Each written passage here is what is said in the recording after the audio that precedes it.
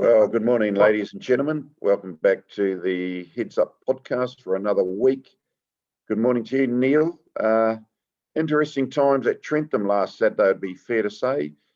We always talk about the racing game being one of an unpredictable nature, but I don't think anyone would have had any idea what was going to unfold there last Saturday.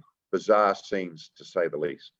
Certainly bizarre scenes, and we had Idiot on the track. We had Rock on Wood, unfortunately, breaking his leg.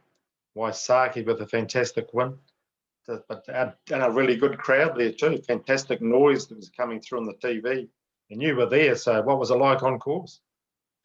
Yeah, it was a good day. I was probably there more in a social capacity, it felt like. But no, it was enjoyable, apart from a couple of those incidents you mentioned already, but great to be there to see history equalled. Melody Bell winning her 13th Group 1, equaling Sunline.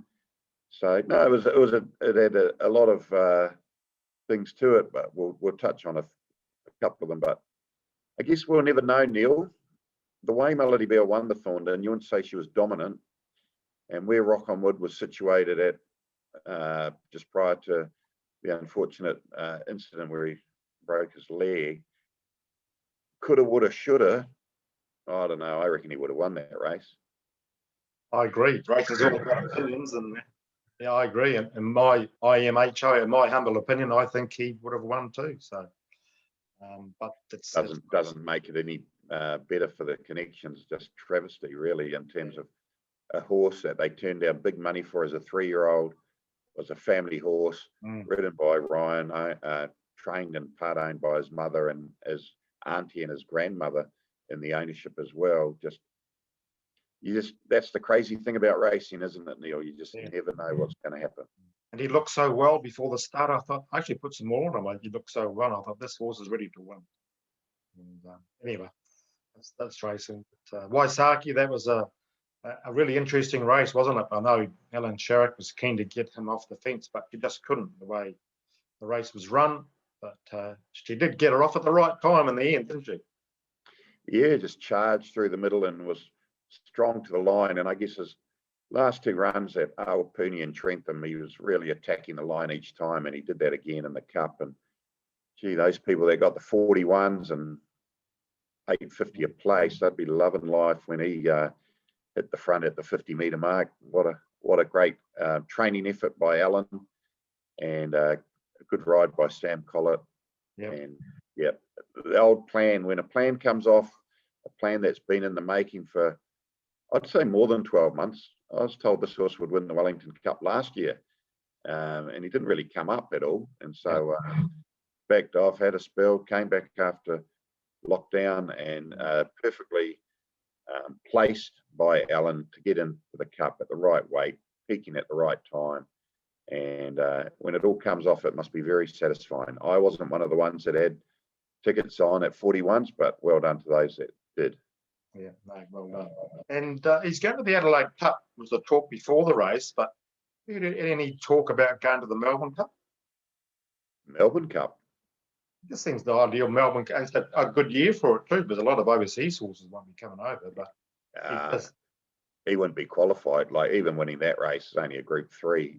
He wouldn't be qualified in the Melbourne Cup. He'd be well down in the order of entry, even at this point in time. I think Alan's, he knows that he's not an absolute top draw horse. So yeah, I haven't heard any talks of the Melbourne Cup, that's for sure. Maybe if he won or placed in the Adelaide Cup, that would get him in. I don't know. But anyway, take it a step at a time, don't you?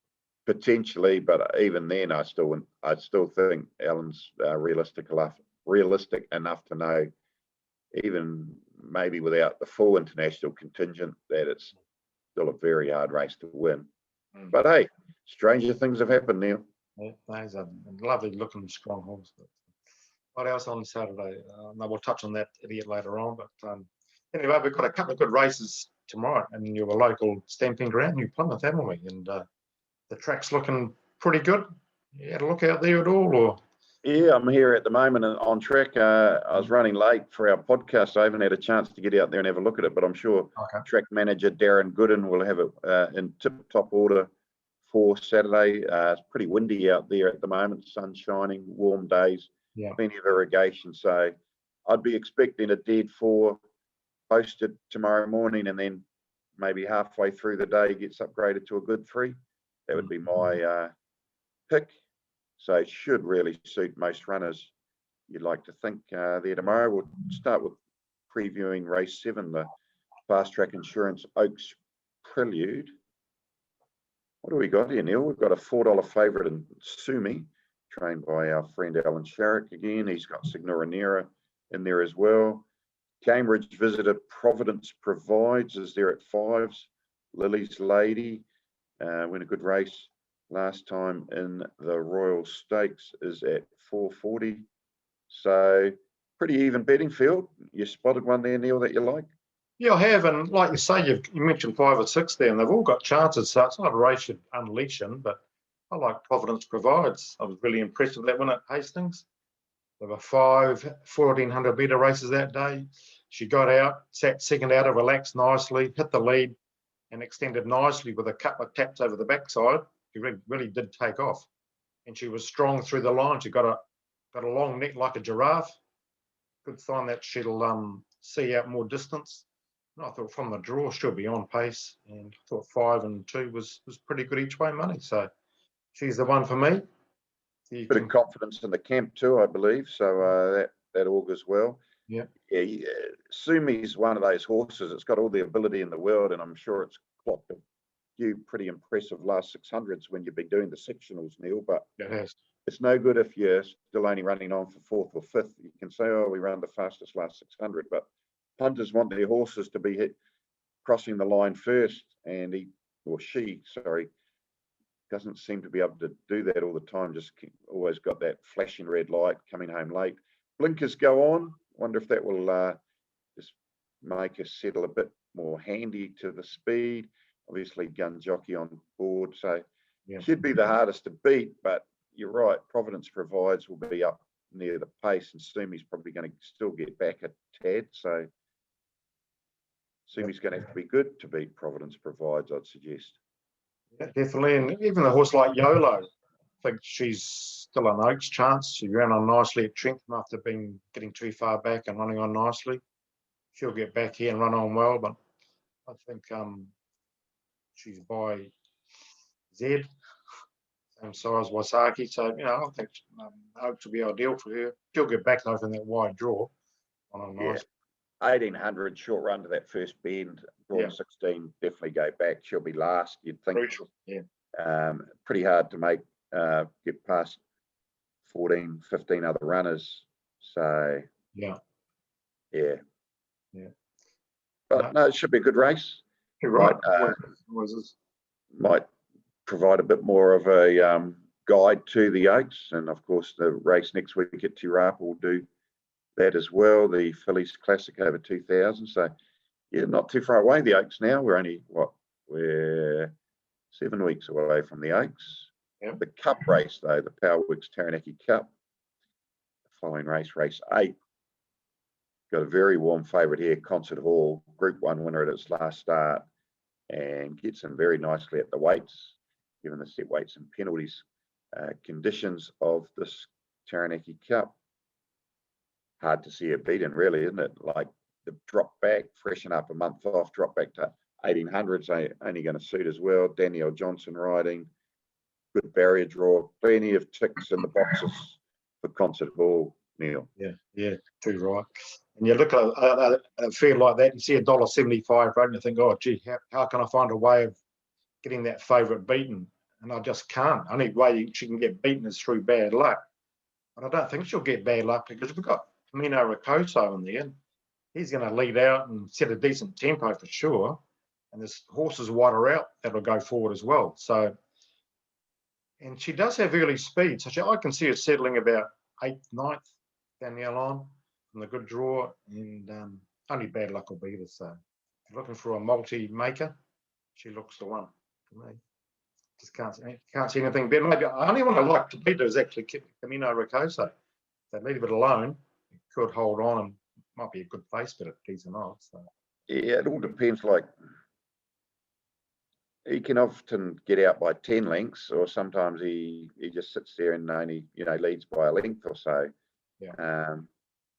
Change of jockey, whether that has any impact on the riding instructions or the way how big a lead he gets mid-race. But Platinum Invader's going very well, Neil. But again, maybe back to 1800 from a 2400 metre race last start. Could be a bit sharp for him, but I'd say he's on track for the Auckland Cup, that horse. He'd be my early pick in that race.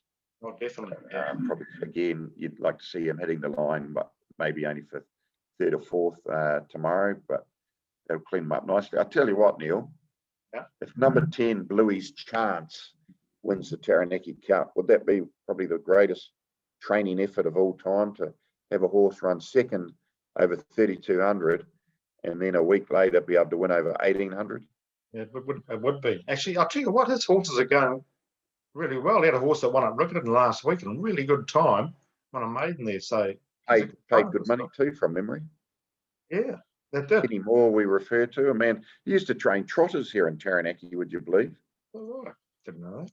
Back in the early 2000s, so not that long ago.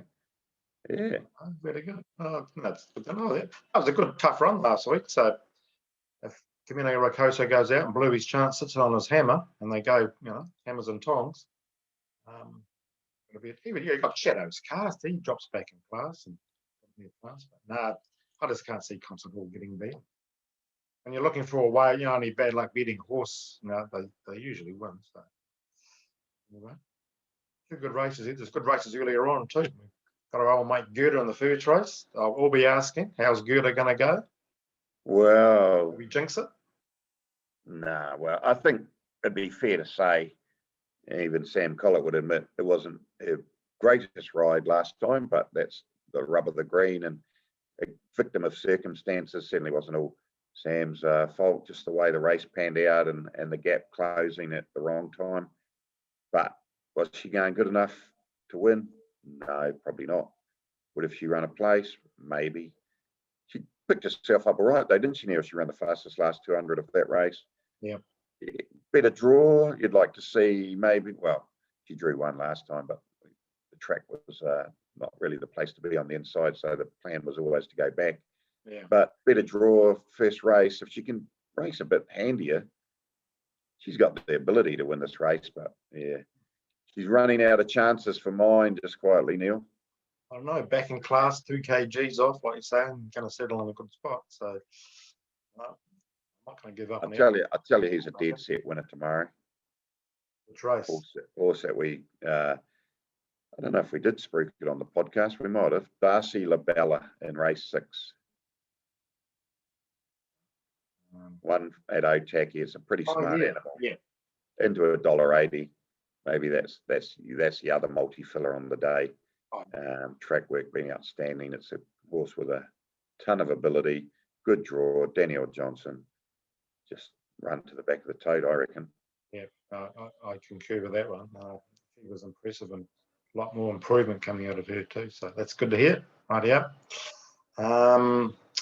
Right now, sports selection. Now, last week you said you were going to wait until you felt really confident with the sports selection, and you've come up with one. Yep. So the Super Bowl is on Monday, 12:30 kicks off. It'll go for at least 4 hours. So, strap yourself into the lounge, to the armchair, and enjoy American pomp and pageantry at its best, with a bit of football in between.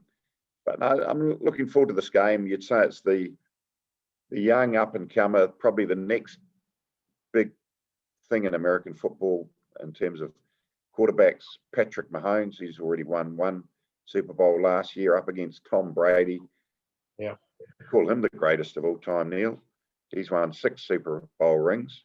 He's changed teams, obviously, from the Patriots to the Buccaneers. He's got them to the big dance on Monday. I just can't see Kansas City getting beat. Mahomes and their offense is nigh on unstoppable. And when they need to pull out a touchdown drive, they can do it almost at will and with ease. And I just think when the going gets tough, there'll be no stopping the Kansas City Chiefs offense. He's the least sacked quarterback in the league. He highest yards per play, passing play. He's just an absolute star, Patrick Mahomes. Yeah. I just think they'll win. They'll cover the 3-point start at $1.80. And if you wanted a bit of a speculative bet, him to be the MVP is paying $1.91. So we'll do a full write-up with our units suggested in our betting strategy, which we'll do for all sports bets in 2021. And hopefully we hit that 20% return on investment target that we've set ourselves. Yeah. So look forward to watching the Super Bowl. I'm looking forward to that. Got the Gallops on in the afternoon too, so we can swap them backwards and forwards between those two. Okay, now last week's question was a straightforward one. What year did the Wellington Cup change from or back to 2 miles or 3,200 meters from 2,400 meters? And the answer was 2016. Doesn't feel like that long ago, but crazy how time flies. Yeah. And thank God I did too. I think Des Coppins was instrumental in doing that. So well done, Des. Mitch Ivins, have you seen? I saw Des at the races on Saturday on TV. What's he up to now? I saw him briefly to say hello to, but that was about it. He's pretty busy, obviously, with his committee duties. But yeah. So he had 7 correct answers, Neil. Yep. So 1 to 7. Oh, I don't think we've chosen number 1 for a while. Let's go with 1. Ian M, long-time subscriber. I'll get in touch with you and we'll try and get that multi. I think last week we got 2 out of 3 for Bruce, but that's no good. 2 out of 3 is no good. Well, yeah. But okay, so I'll have that up by noon on Saturday. Rightio. New question. Yeah. What was our question? Better come up with a new question. We didn't come up with a. We'll make it a very easy one. We want everyone to be in with a chance. Simple question. Who won last year's Taranaki Cup? Okay. Get that into me. The Arkau horse. That should be a good clue. So if you know the answer to that, text or email your answers through to Neil and you're in the draw for next week. One well too. 027 352 6402 or formpro.co.nz. Make it by Tuesday night. You're going for that draw for that $20 multi. Right, next one is brickbats and bouquets. You got any? I'll start with one of each. Okay. We'll start with the positive. Probably I was going to say the Omen bet of the year. Wouldn't be far off it. As it turned out with Sir Captain Tom Moore passing away overnight on Tuesday night, New Zealand time, and then the horse named after him, Captain Tom, running at Te Rapa on Wednesday, and then winning, but then being relegated, and the TAB choosing to pay out all those that backed Captain Tom on their accounts and fixed odds a bonus bet. So if you put 50 to win on him at 6s, you would have received a $300 bonus bet, which was a nice gesture from the tab. We're quick to bag them, so we should praise them when they do well. So I thought that was a nice gesture. It was very well backed, 6s into 350. So plenty of people would have received a bonus bet. I think they called it a bad beat bonus bet, so that was nice. Check to see. Well, it's pretty good now. They actually give the TAB another plug. You can see how many bonus bets you got very clearly now, haven't you, in the top right-hand corner of your account, the number of bonus bets there. So you're not going to miss them and lose them before they expire. So that's good. We've touched on them already, but the absolute idiot has now been named. Justin Bergman, who ran onto the track at Trentham as the horses were thundering down the straight in race 8. No excuse whatsoever for that behaviour. He wasn't drunk. He scaled the fences with ease. He might have had a couple to drink, but you certainly wouldn't have called him drunk. He was well within his mental capabilities. He knew exactly what he was doing. The way he behaved afterwards, like bowing to the crowd, almost like going, "Look at me, I'm the man, I survived," but just an absolute idiot. And unfortunately, I don't think the law will be able to throw enough at him in terms of a penalty or a jail term or a fine. But I hope he's woken up to the fact that what he did was just crazy, putting a huge number of jockeys' lives at risk and expensive horse flesh at risk for no reason. You think, Neil, if a horse, let's just say, well, pick on Boston Strong Boy, he was probably the one most affected. If he just flattened that guy and the horse wasn't injured, no jockeys fell off, the race ran, and he's lying dead on the track, you can guarantee the race meeting would have been called off. So the Wellington Cup wouldn't have run. All those horses set for that race, gone. 2 races. You're not going to rerun those 2 on Sunday, I wouldn't have thought. Maybe you would have, I don't know. But just the disruption caused. And could you imagine 10, 12,000 people witnessing a gruesome death like that? I mean, just crazy. What was he thinking? Defies belief. Got to give big kudos to the jockeys for being quick enough with their reactions to avoid catastrophe. And interesting. A lot of people don't know this. Lee Thinnis, when he was going down to the start for that race, was abused, and Lee's positive it was the same bloke. Is growling and yelling at his horse and trying to put off his horse and Leith. And so, yeah, there's clearly a degree of premeditation, in my opinion, for his actions. And I think in future, a lifetime ban of racetracks, that's impossible to enforce.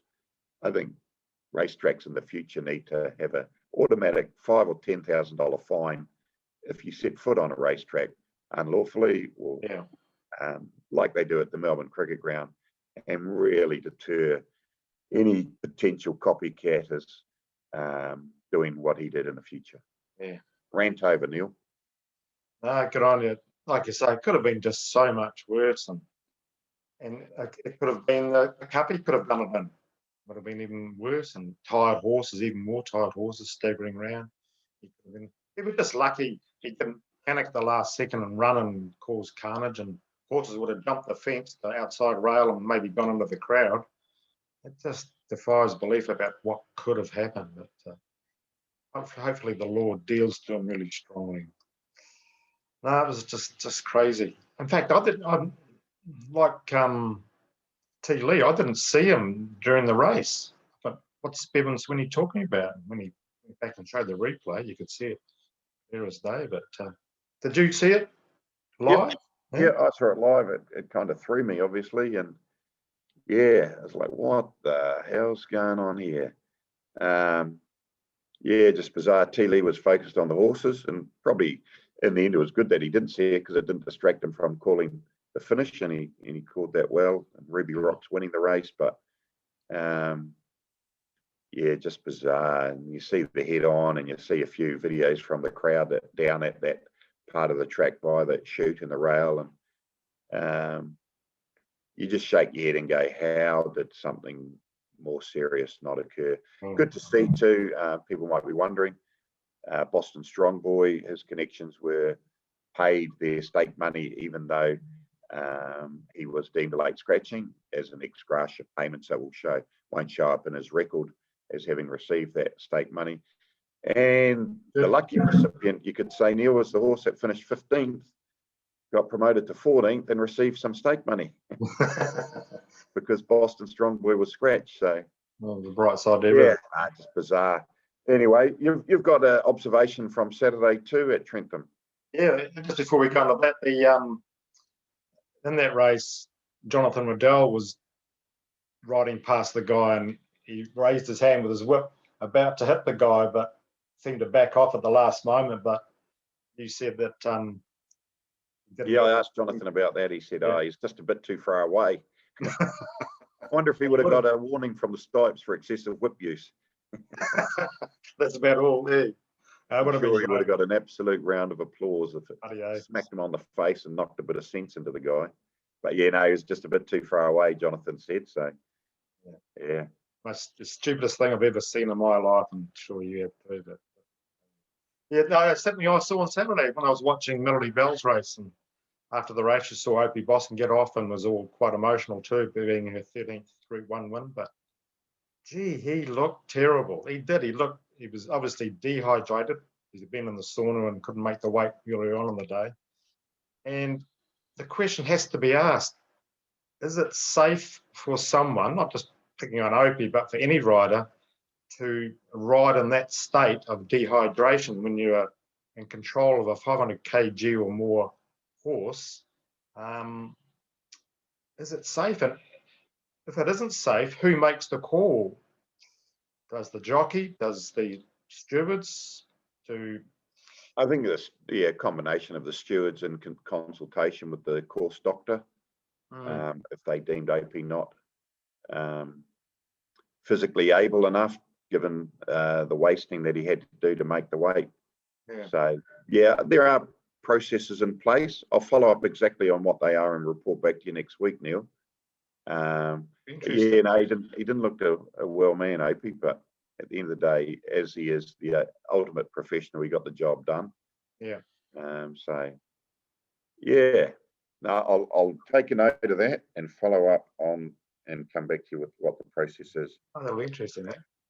Anything else before we touch on our walk down memory lane with the horse I've got to chat about? Yeah, well, we've touched on the very sad passing of Rock on Wood, and two other legends of the New Zealand turf in the last 10 or 12 years passed away too. In the last few weeks, Te Akau Shark passed away a few weeks ago. Only notified yesterday in the media, but very sad passing there with basically went blind. And a horse that's blind isn't got any quality of life or whatnot. So he was put down a few weeks back. And Silent Achiever too, another great mare. She passed away too recently. So she was a great horse. Obviously, probably really got James McDonald on the map there, winning the Derby on her, and then obviously performed with great quality and admiration in Australia as an older mare, running well in the races like the Queen Elizabeth and the Cox Plate. So yeah, hey, I guess death is a certainty for all of us, including our four-legged friends. But yeah, just sad to hear those two, as well as Rock on Wood, leaving us recently. Yeah, definitely. And it's a sort of a segue into the horse that I'm going to be talking about, a horse called Shifnal Chief. He was very much like in the mould of Te Akau Shark. He would get back and just power home, and he was a big black horse. And my father and I used to go to the races. I was sort of this is in the mid-70s, the horse Shifnal Chief. And my father and I used to go to watch. If he was racing, we would definitely go to the races because you knew he was going to give it 100%. He won 22 races. And one of his most epic races that I remember, and Jim Flay, who gave me this information, he remembers it as well, was at Avondale. And Shifnal Chief was carrying 63 kgs, and there was a horse called Oranmore that some of you may remember by name. If you're from my area, you will definitely remember these two horses. Oranmore was out in front, length out in front, and Shifnal Chief was at the back. Oranmore was carrying 61.5 kgs, and Shifnal Chief got to the centre of the track and just charged, and he got up by a nose, and there was 18 lengths back to the third horse. 18 lengths? 18 lengths. Just an epic Unbelievable. Horse. Unbelievable. And at Ellerslie, he would do the same sort of thing. He would get back and just fly home. He was that good a sprinter. He won a railway stakes with Bob Skelton on. Also beating Oranmore, another horse I used to back was called Sable Prince. He'd be out in front. Shifnal Chief was in the race. He'd nearly always beat it. Just a fantastic horse to watch.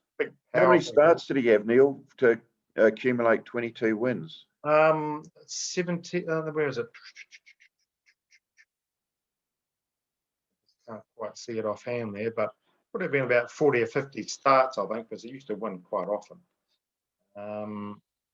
That's impressive. 22 wins. Not many horses get that many wins. Yeah, at 4, he had 7 wins from 17 starts, including Avondale Plate, Aroa Stakes, Rotorua. He also won 2 Captain Cook Stakes at Trentham and 1 Winter Cup. And he could handle dry tracks and wet tracks, but when it rained, he was just unbeatable. You put your whole house on him knowing that he was going to win. A bit like Rough Habit. Remember John Wheeler saying, if you felt this horse was going to win, he was in the right race and ready to win, he would win. And that was Shifnal Chief. That was him all over. If he got the right circumstances, he would win. Who trained him, do you know? Ian and John Cameron from Taupo. Apparently he's buried on one of their farms. Okay. Yeah, Ian and Jim Cameron, sorry, at Taupo. Yeah. By Shifnal out of Panea, bred in 1970, and just in the same mould as Te Akau Shark. So he was one of my horses from the past that got me into racing. Got me hooked on with Battle Heights, Kiwi Can, True to Light, all those horses. Just a fantastic era. They're sort of like we've got now. We've got some fantastic horses now, haven't we? Melody Bell, Rock and Wood. He's no more though, but. I tell you what, when you said there was 18 links back to third, it brought back a memory of a race in Australia where a New Zealand 2-year-old upset I think it was about the $1.20 favourite, and I'm guessing there was a similar margin back to third. Can you remember the race that I'm thinking of, Neil? That Keith Hobbs horse. Yep, McGinty beating Masqué in the Todman Slipper Trial. Yep, I remember that race there. Yeah, I reckon there was about 18 links back to third that day too at Rosehill. Incredible, yeah. You wouldn't see that on a firm track. You wouldn't see like 2 horses going toe to toe, and then that bigger distance back to third. You'd say, well, clearly those 2 horses had great ability when there's a huge gap back to the others. Especially, like I say, especially on a firm track. Shifnal Chief, that was on a wet track. But so that's a system I built around years ago. Was I think it was 6 links or more back to the third horse, and you'd tag the second horse. You knew it wouldn't go up much in weight, and a similar sort of race. And the strike rate was pretty good with those sort of horses. So yeah, you might only get 5 or 6 bets a year out of that system, but if 4 out of 5 or 5 out of 6 are winning, pretty profitable, isn't it? Yeah, definitely. No, it's always a good lead to a next up winner. So anyway, your turn next week. Hopefully you can find something we can remember. A lot of viewers wouldn't remember Shifnal Chief, but no, well, that's the whole point of the segment. Like for young fellas like me to learn off old fellas like you, Neil. That's right, yeah. And no, it was just exciting to go to the races. When you knew he was racing, you just get excited about seeing him come out on the track and seeing him win, because he would win most times. Yeah. A mate of mine now, he's dead now, Stephen Mitchell. He would put his house on him virtually every start, and he made a lot of money from it. He lost a little bit too, but and I bet you back then, Neil, the crowds at Avondale on those days would have been huge. They were huge, and that public stand it was packed out. And Ellerslie up in the public stand, and with getting the white seats in the public stand up there, just always packed out. You had to get your bets on early and get a seat up there. Just amazing. Good old days, but the way racing's going now, it's sort of getting pretty popular again. So never know. Yeah. I'll tell you what, I'll be at Te Rapa next week, and you will be too. Well, you'd like to think there'll be a good crowd there, given the quality of horse flesh and what's on the line in terms of Melody Bell to break the record and clash between Avantage and Levante. Gee, if you're within QE of Te Rapa, you have to get along, don't you?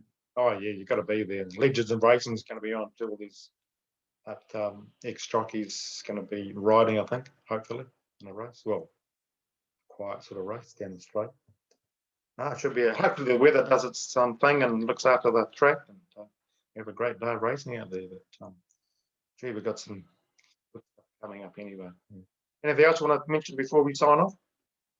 Not really, Neil. Yeah, looking forward to a good day at Taranaki tomorrow, and Yeah.